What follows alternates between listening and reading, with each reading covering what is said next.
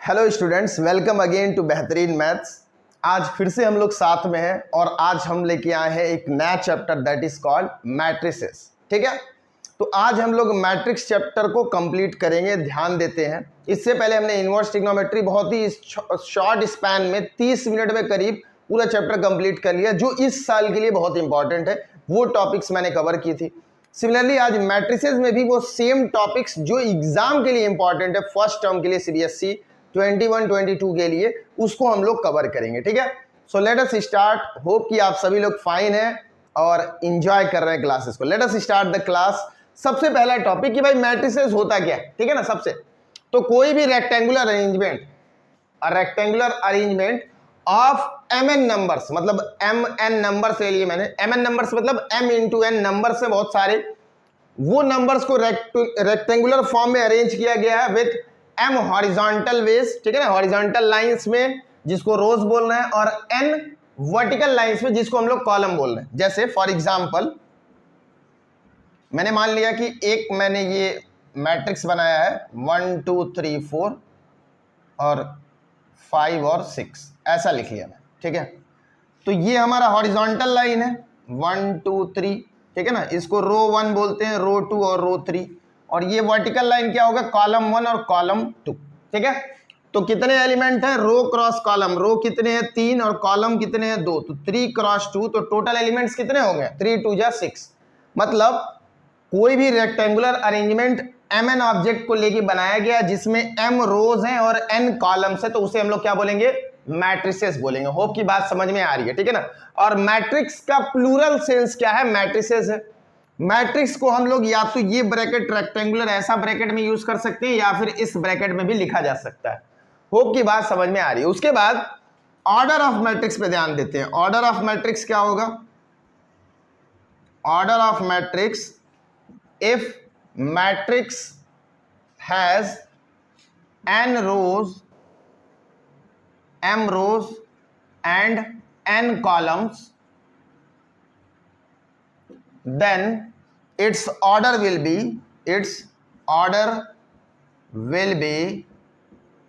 m cross n। यही क्या होगा, ऑर्डर। मतलब ऑर्डर ऑफ मैट्रिक्स क्या है, ऑर्डर ऑफ मैट्रिक्स जो होगा वो होगा number of rows into number of columns. भाई जितने रोज मल्टीप्लाई बाय उतने कॉलम, तो रो क्रॉस कॉलम लिखेंगे तो वही हमारा क्या हो जाएगा, ऑर्डर। जैसे इस मैट्रिक्स का ऑर्डर कितना है, 3/2। अगर एग्जांपल एक और लिखूं मैं, तो 2 3 1 5, तो ये मैट्रिक्स का ऑर्डर कितना हो जाएगा, 2 रोज है और 2 कॉलम, तो 2 क्रॉस 2, ये ऑर्डर हो जाएगा। होप की बात समझ में आ रही है। Number of elements in matrix क्या होगा, number of elements in a matrix will be equal to number of rows into number of column. Same, ठीक है ना सर, यही तो ऑर्डर है। ठीक है ना, यही तो सेम ऑर्डर है। तो ऑर्डर को इस फॉर्म में लिखते हैं, लेकिन एलिमेंट लिखेंगे तो दोनों को मल्टीप्लाई करने के बाद जो वैल्यू आएगी वो लिखेंगे। जैसे इसमें नंबर ऑफ एलिमेंट्स कितने हो जाएंगे, elements that will be 2 into 2, जो कितना हो गया 4। लेकिन ऑर्डर 2 क्रॉस 2 लिखेंगे, ऑर्डर 4 नहीं लिखेंगे। ऑर्डर हमेशा 2 क्रॉस m क्रॉस n के फॉर्म में लिखेंगे, लेकिन m और n को मल्टीप्लाई करने के बाद जो आएगा वो नंबर ऑफ एलिमेंट्स होगा। ठीक है, मैट्रिक्स को जो हम लोग लिखते हैं वो कैपिटल लेटर से डिनोट करते हैं। ठीक है ना, matrix is denoted by, matrix is denoted by capital letter of alphabet. ठीक है ना, अल्फाबेट।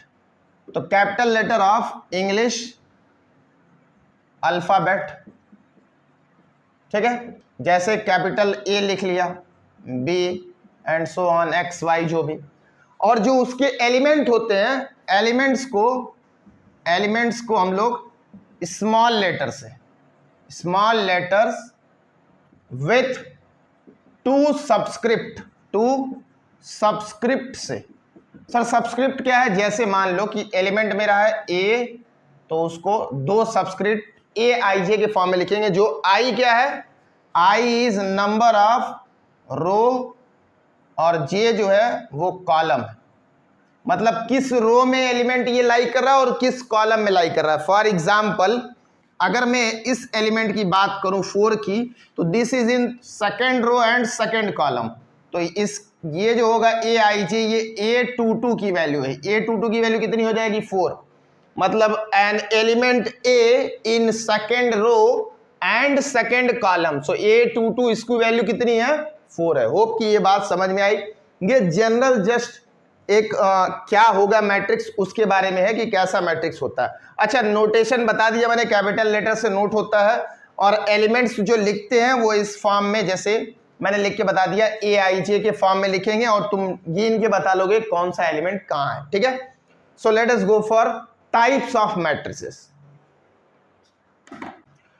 ओके बच्चों, आगे जो है टाइप्स ऑफ मैट्रिक्स देखते हैं। उससे पहले ये चीज जान लो कि अगर पूरा लेक्चर वॉच करोगे तब तो डिटेल वे में समझ में आने वाला है। मैं इतना डिटेल पढ़ा दूंगा कि सारे क्वेश्चन जो तुम फर्स्ट टर्म में वो पूरे लगा सको, एक भी नंबर मैट्रिक्स और डिटरमिनेंट से जाने वाला नहीं।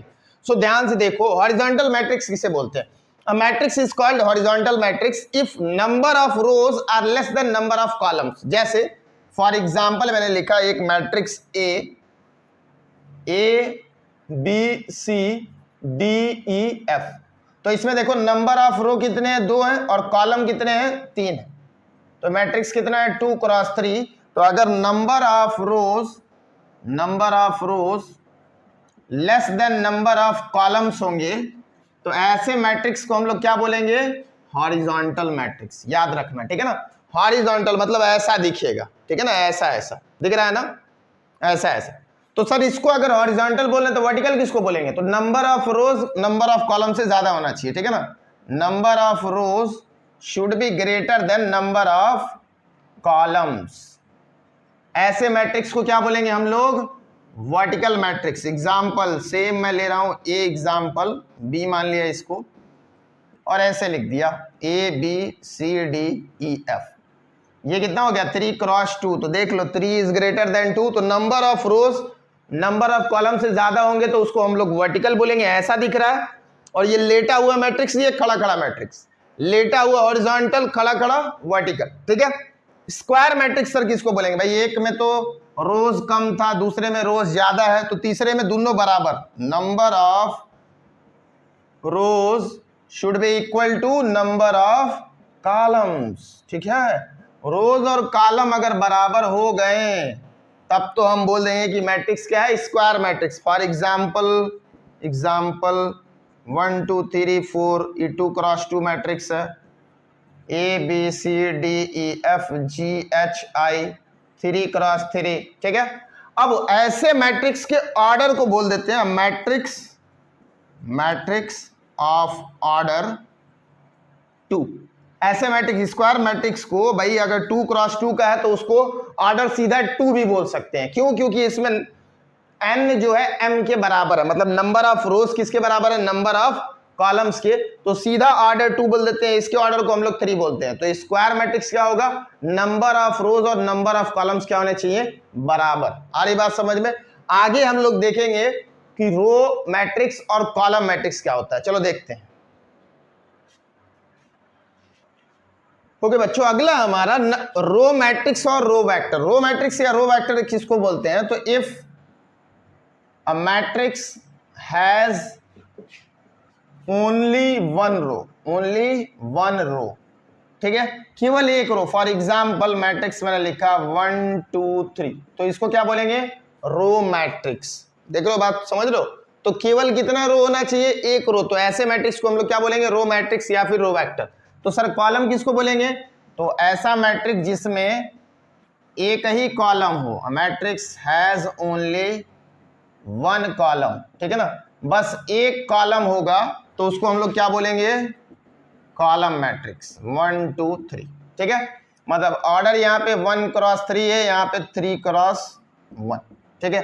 तो यहाँ पे रो 1 है, यहाँ पे कॉलम क्या है 1।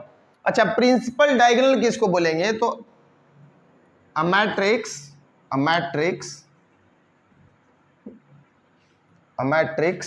of the form,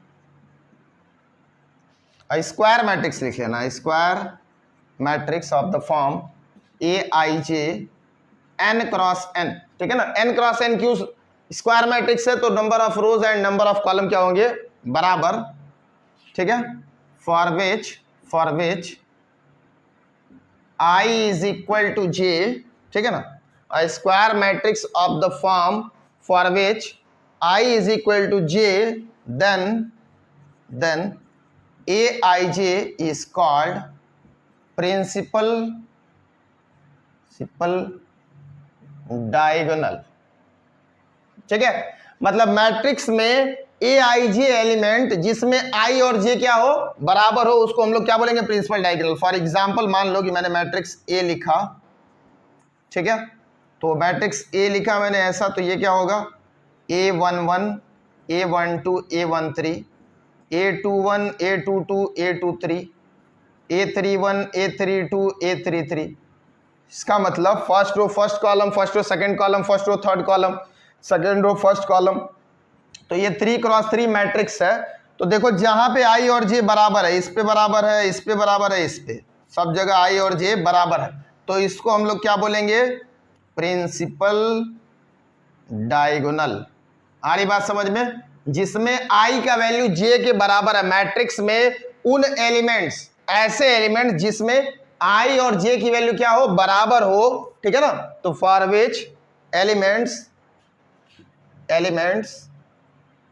for which I is equal to J, then Aij is called principal diagonal. Aij वाला जितना पूरा एलिमेंट है वो क्या बनाएगा, प्रिंसिपल डायगोनल एलिमेंट। ध्यान से देख लो, ठीक है ना। होप की बात समझ में आ रही, तो इसको हम लोग क्या बोल रहे हैं, प्रिंसिपल डायगोनल एलिमेंट। आगे कुछ और टाइप के मैट्रिक्स को देखते हैं। ओके बच्चों, अगला हमारा है जीरो मैट्रिक्स या फिर नल मैट्रिक्स। जीरो और नुल मैट्रिक्स। सर नल की नुल, अरे नल पानी वाला नल नहीं जी, नल मतलब खलिहर। तो जीरो और null matrix, a matrix in which all the elements are zero, मतलब सारे एलिमेंट्स क्या होने चाहिए, जीरो होने चाहिए। एग्जांपल के तौर पे भाई मैट्रिक्स ए लिखा मैंने, 0 0 0 0 0 0, ठीक है। तो 3x2 मैट्रिक्स है जिसमें सारे एलिमेंट क्या हो गए, जीरो, तो उसको क्या बोलेंगे, जीरो या फिर नल मैट्रिक्स। आगे देखो, आगे हमारा यूनिट मैट्रिक्स, यूनिट और आइडेंटिटी और यूनिटरी भी बोलते हैं, यूनिटरी मैट्रिक्स, ठीक है। नाम से ही यूनिट मतलब वन। तो मैट्रिक्स मत लिखना, square matrix whose all the principal diagonal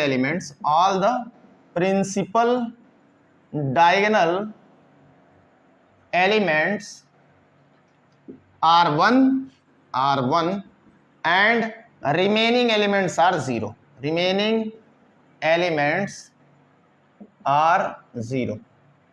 मतलब प्रिंसिपल डायगोनल एलिमेंट जो होंगे वो वन होंगे, अब बाकी जो एलिमेंट होंगे वो क्या होंगे, जीरो। मान लो कि एग्जांपल के तौर पे 1 1 1 0 0 0 0 0 0, तो ये 3x3 स्क्वायर मैट्रिक्स है जिसमें प्रिंसिपल डायगोनल के एलिमेंट क्या है भाई, देख लो 1 1 1, और रिमेनिंग सारे एलिमेंट क्या होंगे, जीरो। ऐसी मैट्रिक्स को हम लोग आइडेंटिटी बोलते हैं, उसको I से रिप्रेजेंट करते हैं, और ऑर्डर 3 का है तो उसको क्या लिखेंगे, I3। अगर 2x2 का I2 है, इसका मतलब number of rows is equal to 2 और नंबर ऑफ कॉलम्स भी कितने हैं, 2। हमारी बात समझ में, I2, क्योंकि हमेशा स्क्वायर मैट्रिक्स होगा, आइडेंटिटी मैट्रिक्स हमेशा क्या होगा, स्क्वायर मैट्रिक्स, जिसमें सारे डायगोनल एलिमेंट क्या होंगे, 1, और ये इसको किसी में मल्टीप्लाई कर दे, मान लो किसी मैट्रिक्स में I3 मल्टीप्लाई कर रहे हैं, A इंटू I3, तो कोई फर्क नहीं पड़ेगा, वो A ही रह जाएगा, क्योंकि किसी भी नंबर में अगर 1 का मल्टीप्लाई करें तो कोई फर्क पड़ता है क्या, नहीं पड़ता है, तो सीधा I3 अगर मल्टीप्लाई करोगे तो कोई फर्क नहीं पड़ेगा, ठीक है। तो अगर सेकेंड ऑर्डर का है स्क्वायर मैट्रिक्स तो I2 लिखेंगे, थर्ड ऑर्डर का है तो I3, अगर फोर्थ ऑर्डर का है तो I4 लिखेंगे। होप की बात समझ में आ गई। चलो आगे बढ़ते हैं। अच्छा, एक चीज और, इसको समझने का एक और तरीका, ऐसे भी लिख सकते हैं, a matrix Aij n cross n is called identity if identity if Aij m cross n is equal to 1 for i equal to j and 0 for i not equal to j।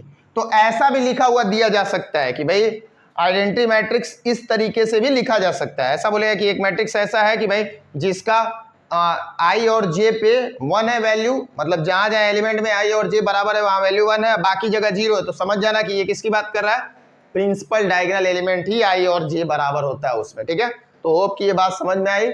आगे बढ़ते हैं। Okay, next है बच्चों diagonal matrix. Diagonal matrix, sir ये क्या होता है? तो ऐसा मैट्रिक्स, डायगोनल मैट्रिक्स किसको बोलेंगे? ऐसा मैट्रिक्स जिसके नॉन डायगोनल एलिमेंट 0 हो जाए, मतलब सारे एलिमेंट 0 एक्सेप्ट डायगोनल एलिमेंट्स। तो a matrix whose all the non-diagonal elements are 0। ठीक है ना, मतलब डायगोनल वाले को छोड़ के बाकी सब क्या होना चाहिए? 0। एग्जाम्पल के तौर पे मैट्रिक्स ए लिखा मैंने, तो 2 3 4 0 0 0 0 0 0। ठीक है, तो ये मैट्रिक्स है 3/3 स्क्वायर मैट्रिक्स लिखना, square matrix whose all the non diagonal elements are 0। इसका मतलब Aij मेरा एक मैट्रिक्स है n cross n for which by value जो होगी ये याद रखना कि 0 will be equal to 0 for all i not equal to j।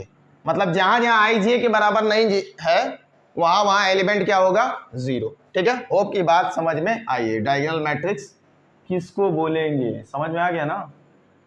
ठीक है ना, ध्यान से। अगला है scalar matrix. Square matrix whose, पहले तो नॉन डायगोनल एलिमेंट क्या होना चाहिए? 0 हुज। ठीक है ना, नहीं तो ऐसा सीधा लिख लेना अ डायगोनल मैट्रिक्स, मतलब तो पहले ही ऊपर वाली कंडीशन सेटिस्फाई हो गई, मतलब non diagonal element 0 whose diagonal elements are equal. ठीक है ना, मतलब जो डायगोनल एलिमेंट है वो क्या होंगे? इक्वल। प्रिंसिपल डायगोनल एलिमेंट क्या होंगे? Equal. For example matrix B लिया मैंने, तो वो मैंने ऐसे लिख लिया 2 0 0 0 2 0 0 0 2। ठीक है, तो इसमें स्केलर मैट्रिक्स, स्केलर क्वांटिटी कितना हो गया? 2।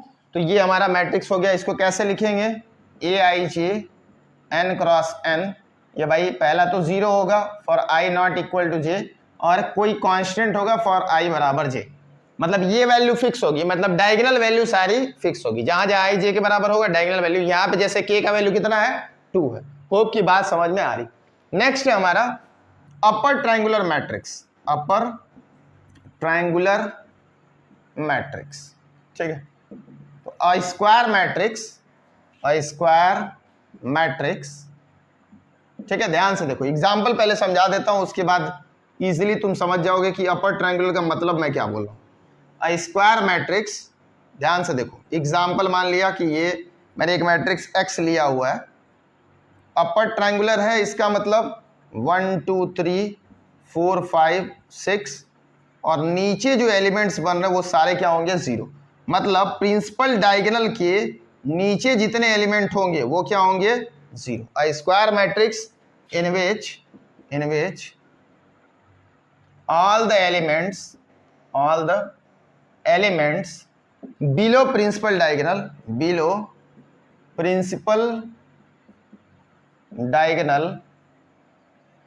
are 0। ठीक है, मतलब प्रिंसिपल डायगोनल के बिलो जितने एलिमेंट वो क्या होने चाहिए? 0। इसको ऐसे भी लिख सकते हैं Aij matrix n cross n, यहां पे जैसे 3 क्रॉस 3 है, तो भाई जो बनेगा कि फॉर आई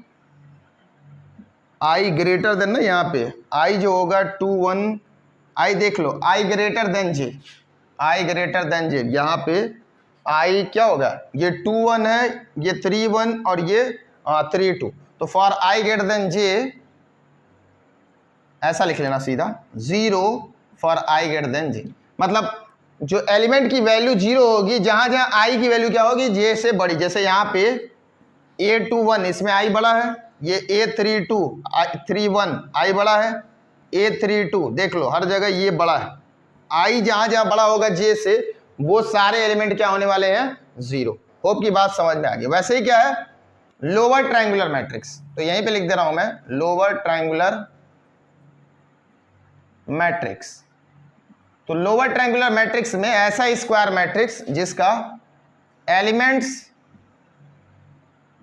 above डायगोनल, ठीक है ना, above प्रिंसिपल डायगोनल्स आर 0, ठीक है। होप की बात समझ में आ रही भाई।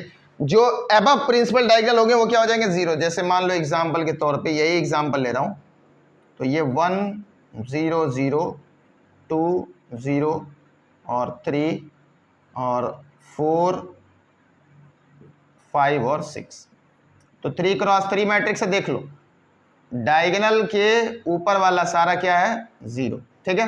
तो इसको ऐसे लिख सकते हैं Aij n cross n is equal to 0 for i less than j। मतलब जहां जहां i की वैल्यू लेस देन j होगी वहां वहां सारे एलिमेंट क्या हो जाएंगे, 0। होप की ये बात समझ में आई। ये थे थोड़ा सा टाइप्स ऑफ, कितने टाइप्स के मैट्रिसेस हमें देखने को मिलेंगे। आगे हम लोग देखेंगे कि इक्वालिटी ऑफ मैट्रिक्स क्या होता है, और उसके बाद एडिशन एंड सब्सट्रैक्शन। चलो बच्चों ध्यान दो, अगला क्या है, equality of matrices. Equality of matrices, भाई दो मैट्रिक्स को इक्वल कब बोला जाएगा, two matrices are said to be equal if पहला point their order is same. पहले तो दोनों का ऑर्डर क्या होना चाहिए, सेम, और दूसरा they have equal corresponding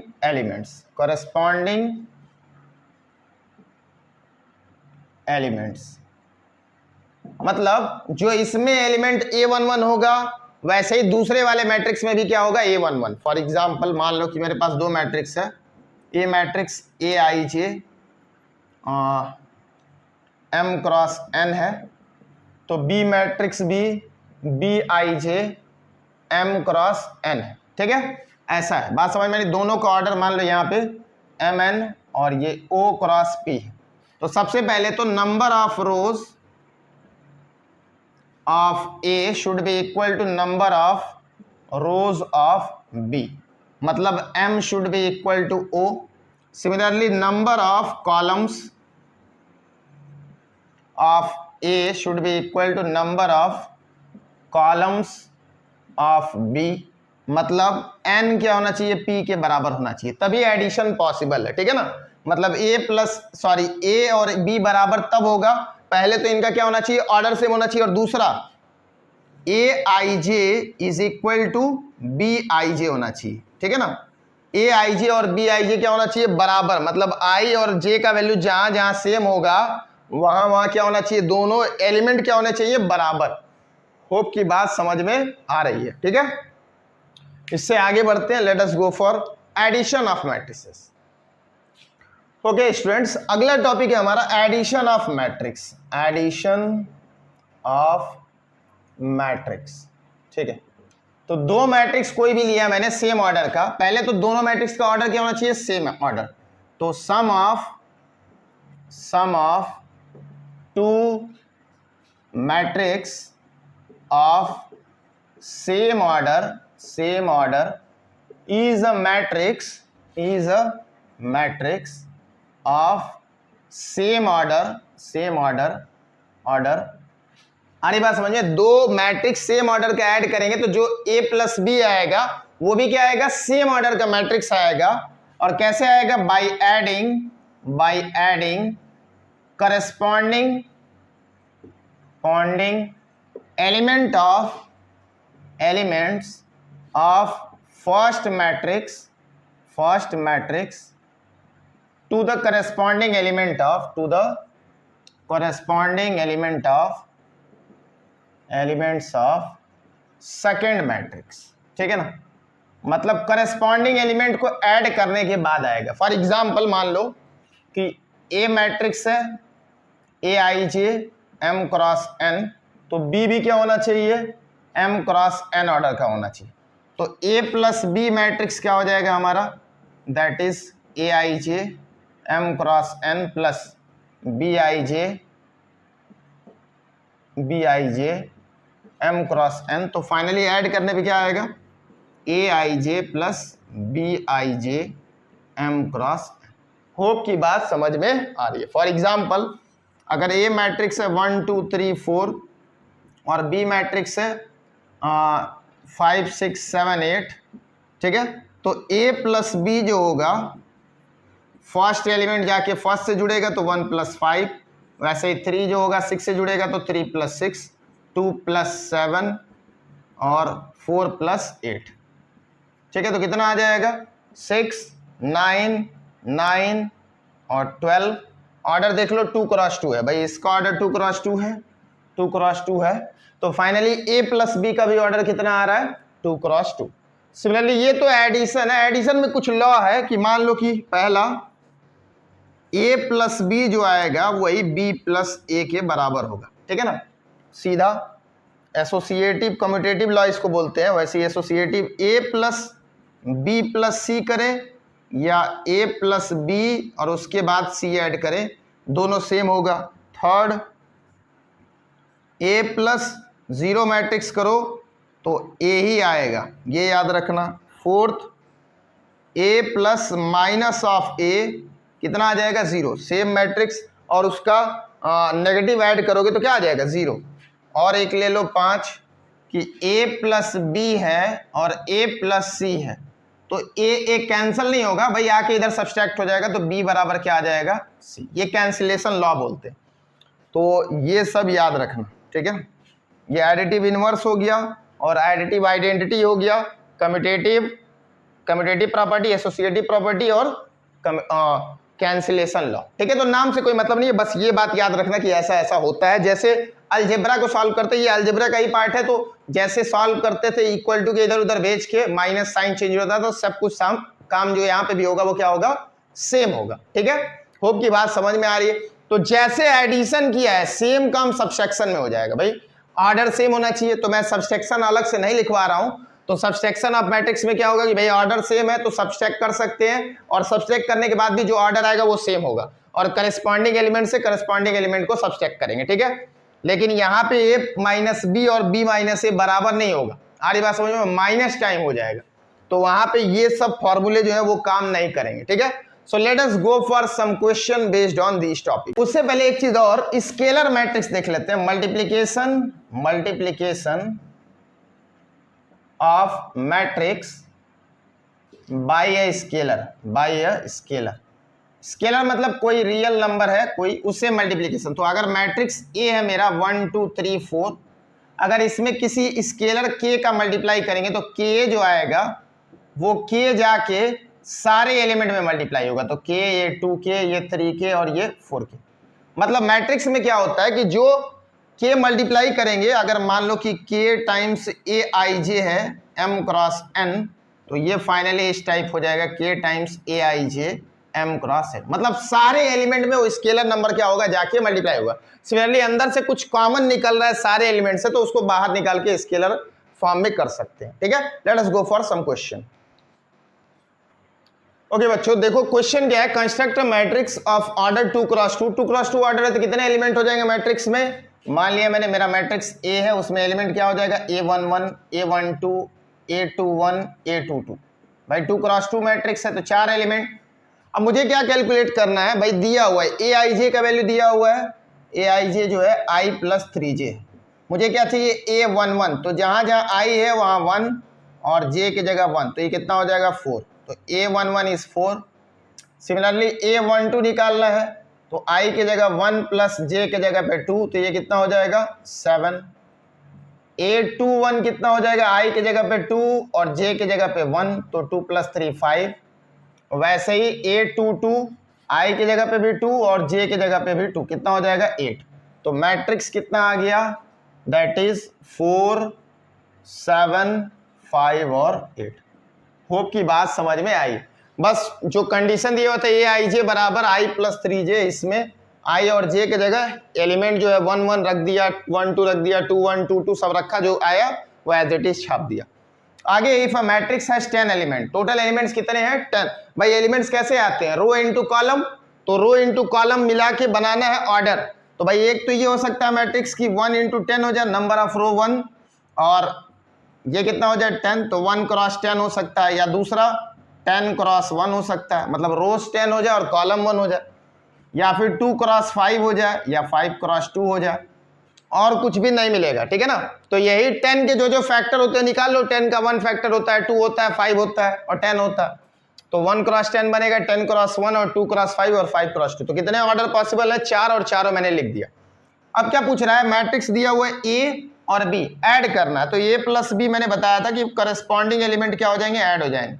cos square theta cos theta, sine square theta sine theta, plus sine square theta cos square theta sine theta cos theta.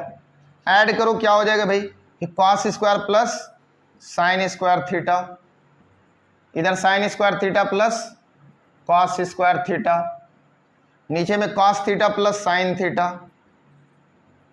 और इधर भी sine theta plus cos theta. तो ये तो 1 हो जाएगा और ये भी कितना हो जाएगा 1। तो फाइनली कितना आएगा 1 cos theta plus sine theta और 1 sign theta plus cos theta, ठीक है। तो यही हमारा क्या हो गया आंसर। होप की बात समझ में आए। चलो आगे बढ़ते हैं। ओके बच्चों, अगला क्वेश्चन है कि if a is equal to this, b is equal to this, we have to find 5a minus 2b। 5a minus 2b का मतलब भाई एक बार तो a में 5 का मल्टीप्लाई करेंगे तो 5 इंटू 1 माइनस 2 3 और 4, माइनस 2b तो 2 इंटू b कितना है 3 माइनस 1 0 और 2। मैंने स्केलर मल्टीप्लीकेशन बताया था कि ये भाई सारे एलिमेंट में जाके मल्टीप्लाई होगा। तो 5 इंटू 1 5, 5 3 जा 15, 5 into minus 2 minus 10, 5 into 4 20। Similarly ये 2 सब में जाके मल्टीप्लाई होगा, 2 3 जा 6, 2 0 जा 0, 2 इंटू माइनस 1 माइनस 2 और 2 2 जा 4। अब सॉल्व कर लो, इसको सब्सट्रैक्ट कर लो, कितना हो जाएगा 5 एंड माइनस 6 तो माइनस 1, 15 माइनस 0 15, माइनस 10 और प्लस 2 माइनस 8, और यहाँ 20 और minus 4 that will become 16। Hope की बात समझ में आई, ठीक है। तो ये आंसर होगा। अगला बोल रहा है कि ए सर ये क्या दिया हुआ है, डायगोनल डायगोनल डायगोनल। ये बेटा डायगोनल मैट्रिक्स दिया हुआ है, मतलब इसका मतलब क्या है कि ए मैट्रिक्स जो है तुम्हारा वो ऐसा कुछ दिखेगा 2 माइनस 3 और 4, जबकि नॉन डायगोनल एलिमेंट्स क्या है 0 है। तो इसी को इस फॉर्म में लिख सकते हैं, मतलब कोई भी डायगोनल मैट्रिक्स को इस फॉर्म में लिखा जा सकता है, ठीक है। तो मैं इसको ऐसे करने की बजाय सीधा इसी तरीके से सिंपली सॉल्व कर दूंगा। तो वो क्या चाहिए मुझे 2a minus B plus 3c, तो मतलब 2 इंटू डायगोनल ऑफ 2 माइनस 3 4 और माइनस b, तो b कितना है डायगोनल ऑफ 3 1 माइनस 2 और प्लस 3 टाइम्स c, मतलब माइनस 1 2 और पहले डायगोनल भी लिख देता हूँ, 3 टाइम्स डायगोनल मैट्रिक्स कितना है माइनस 1 2 और माइनस 2। तो ये कितना हो जाएगा भाई, सीधा ऐड कर रहा हूं मैं, सीधा ऐड कर रहा हूं और डायगोनल मैट्रिक्स बना रहा हूं, जो आंसर भी है वो डायगोनल में ही आएगा। तो 2 2 जा 4 और 4 माइनस 3 कितना हो जाएगा 1, और 1 इंटू माइनस 1 प्लस माइनस 3, तो ये कितना बन जाएगा माइनस 2। एक एक को 2 मल्टीप्लाई बाई 2, तो इसमें तो 4 पहला एलिमेंट, यहाँ पे 3, तो 4 माइनस 3 खत्म, और ऐड कितना करना है ये माइनस 3, तो कितना आ जाएगा minus 2। Similarly 2 into minus 3 minus 6 और माइनस ऑफ 1 माइनस 7 और प्लस 6, तो कितना आ जाएगा माइनस 1। सिमिलरली 2 4 जा 8, 8 और प्लस 2 दैट विल बी 6, और 6 माइनस 6 तो कितना बन जाएगा 0, ठीक है। सिंप्लीफाई करके, नहीं तो ऐसे बना बना के सारे और तुम सॉल्व कर लो, तुम्हारी मर्जी है, ठीक है। चलते हैं अगले सवाल पे। ओके स्टूडेंट्स, अगला सवाल है कि 2a plus B is equal to something a minus 2b। ऐसा बचपन में ax plus B Y plus C, मतलब दो लीनियर इक्वेशन दिया हुआ है, ठीक है ना। इधर समझो कि कुछ सी वैल्यू है, तो दो लीनियर इक्वेशन जिसमें वेरिएबल ए और बी दिया हुआ है और मुझे ए और बी की वैल्यू चाहिए। तो हम लोग एलिमिनेशन मेथड कैसे सॉल्व करते थे 10th क्लास में, ए का कोफिशिएंट बराबर कर दो या फिर बी का कोफिशिएंट बराबर कर दो। तो इसको इक्वेशन नंबर 1 मान रहा हूं, इसको इक्वेशन नंबर 2। इक्वेशन 2 में 2 का मल्टीप्लाई कर रहा हूं, मल्टीप्लाई इक्वेशन 2 बाई 2, तो कितना बन जाएगा इक्वेशन 2, क्या बन जाएगा भाई 2a minus 4b is equal to, इधर 2 का मल्टीप्लाई होगा तो 1 0 माइनस 4 और 5, ठीक है। और सिमिलरली पहला वाला इक्वेशन लाके इसे सब्सट्रैक्ट कर देना, 2a plus B is equal to 5 3 minus 1 2, और दोनों क्या करेंगे सब्सट्रैक्ट कर देंगे, ठीक है, माइनस, तो 2a खत्म, minus 4b minus b minus 5b, और इधर देखो 2 टाइम्स 2 मल्टीप्लाई कर दो तो 2 0 माइनस 8 2 5 जा 10 और माइनस 5 3 माइनस 1 2, ठीक है, इस फॉर्म में आ जाएगा। फाइनली माइनस 5b, इसको सिंप्लीफाई कर लो, 2 माइनस 5 माइनस 3, माइनस 8 और प्लस 1 माइनस 7, 0 माइनस 3 माइनस 3 और 10 माइनस 2 दैट विल बिकम 8। ये माइनस 5 इधर आके डिवाइड हो जाएगा, तो माइनस 1 बाई 5 माइनस 3 माइनस 7 और कितना होगा 8, और अंदर जाके डिवाइड होगा तो ये बन जाएगा 3 बाई 5 7 बाई 5 और माइनस 8 बाई 5। ये क्या आ गया b का वैल्यू।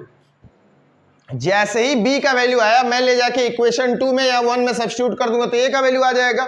तो पुट b इन, ठीक है ना, पुट b इन 1, पुट b इन 2 में रख लो, 2 में रखते हैं क्या बन जाएगा, ध्यान से देखो, तो a माइनस 2 टाइम्स b का वैल्यू कितना है 3 बाई 5 और 3 by 5 7 by 5 minus 8 by 5 is equal to 1 minus 4 0 और 5, माइनस उधर भेज के सिंप्लीफाई कर लो तो ये कितना हो जाएगा 1 0 माइनस 4 और 5, और ये 2 मल्टीप्लाई होके इधर आके प्लस हो जाएगा, तो 2 3 जा 6 बाई 5 और 14 बाई 5 6 बाई 5 और माइनस 16 बाई 5, ऐड कर लो दोनों को तो कितना हो जाएगा 1 plus 6 by 5 minus 4 plus 14 by 5, इधर 0 प्लस 6 बाई 5 और 5 माइनस 16 बाई 5। सिंप्लीफाई कर लो, देख कितना आता है 5 प्लस 6 तो 11 बाई 5, ठीक है, और ये कितना हो जाएगा माइनस 20 और प्लस 14 तो माइनस 6 बाई 5, ये 6 बाई 5 और 25 माइनस 16 तो 9 बाई 5। ये हमारा क्या हो जाएगा मैट्रिक्स ए। तो मैट्रिक्स बी आया दिस और मैट्रिक्स ए क्या आया। कैसे करना पड़ेगा इसको भाई, 2 वेरिएबल में है तो हमेशा एलिमिनेशन फॉर्म लगा लो, ठीक है। मैंने ए का कोफिशिएंट बराबर करने के लिए इसमें 2 का मल्टीप्लाई कर दिया, बाकी जैसे सब्सट्रैक्ट करते थे वैसे ही सिंपली सब्सट्रैक्ट कर देंगे, ठीक है। होप कि ये बात समझ में आई।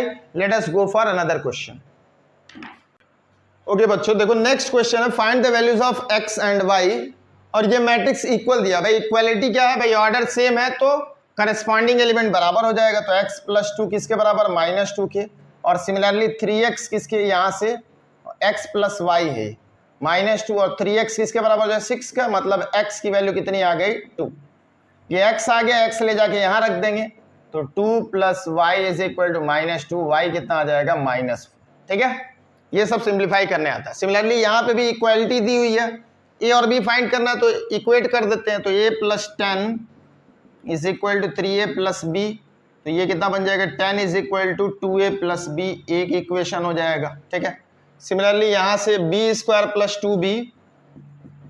2b कितना हो जाएगा 3, सॉल्व कर लो, ये कितना हो जाएगा b square plus 2b minus 3 is equal to 0, quadratic बन रहा है तो 3b माइनस b में ब्रेक कर लेंगे, तो b कॉमन b प्लस 3 और -1 कॉमन b प्लस 3, तो एक बार b की वैल्यू 1 और एक बार b की वैल्यू -3। लेकिन अभी डायरेक्टली सब्स्टिट्यूट नहीं करेंगे इसमें, यहाँ पे एक और b का फॉर्मूला दिया हुआ b square minus 5b is equal to -4 है, तो इसको भी चेक करेंगे नहीं तो गड़बड़ हो जाएगा। भाई 2 वैल्यू b की आ रही है तो जरूरी नहीं है कि दोनों सेम हो, चेक करते हैं। यहाँ से क्या करेंगे -4b और -b plus 4 equal to 0, b -4 हो जाएगा और -1 कॉमन तो b -4, तो एक बार b की वैल्यू कितनी आ गई 4 और b की वैल्यू 1। अब ध्यान से देखो जो दोनों जगह पे कॉमन है वो क्या है b इज इक्वल टू 1, तो b इज इक्वल टू -4 और -3 नहीं चलेगा, b का वैल्यू हमारा कितना हो जाएगा 1। तो पुट b इन हियर, ये पहला मान लो, पुट b इन 1, तो कितना हो जाएगा 10 बराबर 2a प्लस b के जगह पे 1, तो 2a कितना हो जाएगा 9 और a इज इक्वल टू 9/2। ये हमारा क्या हो जाएगा, आंसर हो जाएगा। होप कि ये बात समझ में आ गई होगी, ठीक है। तो इसी टाइप के क्वेश्चन एग्जाम में आएंगे। एक और लेते हैं इस टॉपिक से, लास्ट क्वेश्चन। ओके बच्चों, अगला सवाल है हमारा, right the number of possible matrixes, मतलब कितने मैट्रिक्स बना सकते हैं 2x2 ऑर्डर के। मान लो 2x2 ऑर्डर है, मान लेते हैं यहाँ पे ABCD 4 प्लेसेस है। ध्यान से समझो भाई, हर प्लेस के पास 3 ऑप्शन है। कितने ऑप्शन है 3। इसके पास कितने ऑप्शन है 3, इसके पास 3 ऑप्शन, इसके पास भी 3, इसके प्लेस पे भी 3।